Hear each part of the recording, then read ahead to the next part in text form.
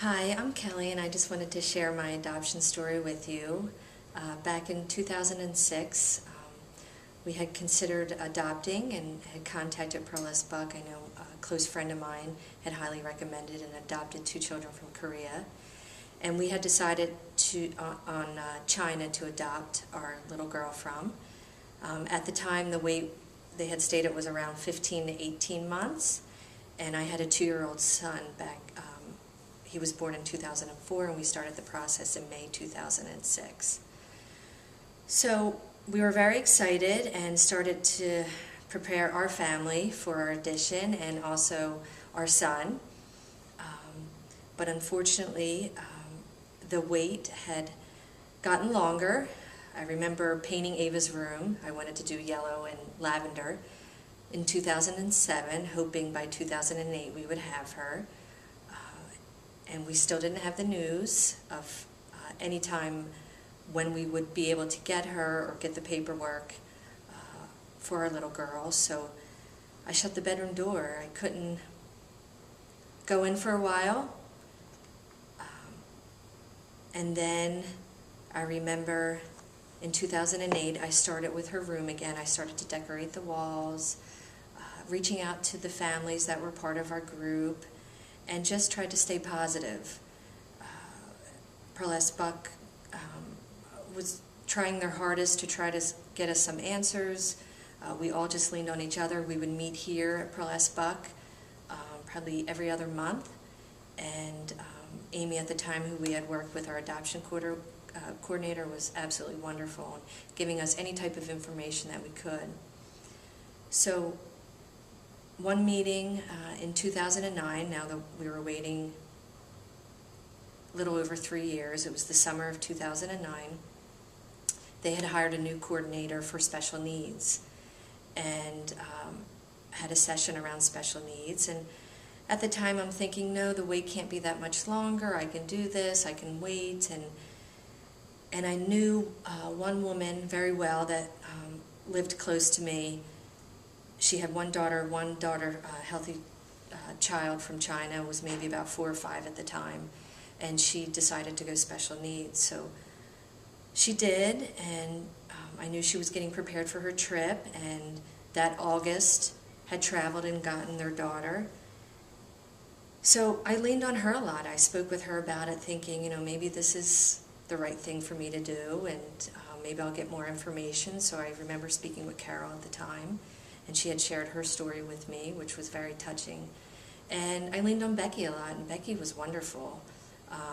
We all went, Becky walked me through the paperwork, prepared me for what type of special needs I would be able to handle, and really just walked me through the process. And I have to say, because of Becky, I think that's why I ended up going special needs. We got the paperwork on our little girl. As soon as I got the paperwork,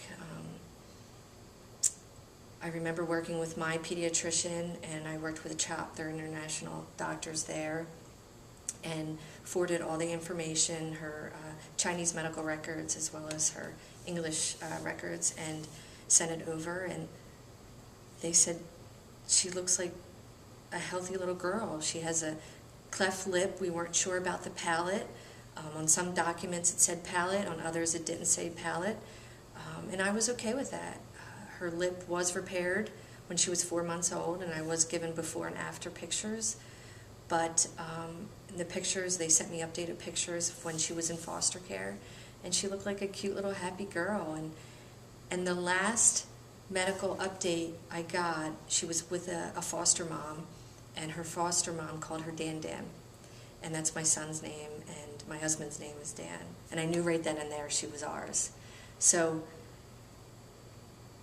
we prepared ourselves to pick up our little girl Ava, and again, just working with the other families that were traveling with us and sharing our stories. We just all supported each other, and I know we were scared in some sense of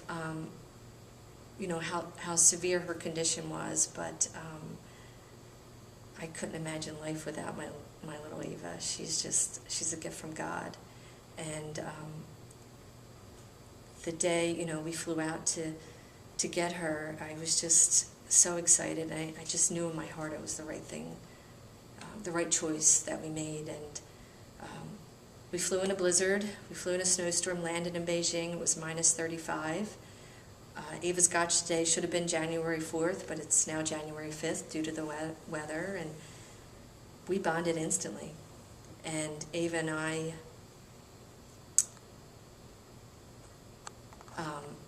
the minute I picked her up, I didn't put her down the entire trip. We were cheek to cheek, and to this day, Ava will be 5 next week. She still asks to be cheek to cheek. We just bonded instantly. And with her condition, we did find out, we did follow up with CHOP. We went to the cleft clinic, as well as an ENT doctor, a bunch of specialists when she came home, and she did not have a palate issue, which we were very, very grateful for. Reviewing the paperwork, they believe her cleft lip was repaired through Operation Smile or something similar to that. She does have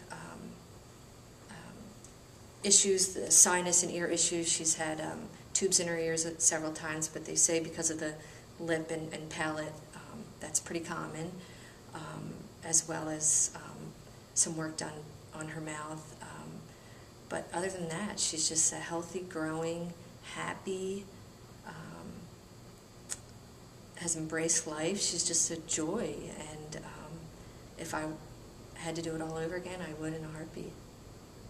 She's just a blessing to us. We do go back to CHOP when she starts school. The only concern that they had is her cleft palate. They're not quite sure with her front teeth if there's a bone there, so she would need, in that case, a transplant for teeth, just her 2 front teeth. But other than that, she's growing. She's in school. She has friends. She's wonderful, and she does get speech therapy. That helps because of the cleft lip. She had some weak muscles from the cleft lip. She started getting speech therapy at 15 months, and she has worked and is progressing.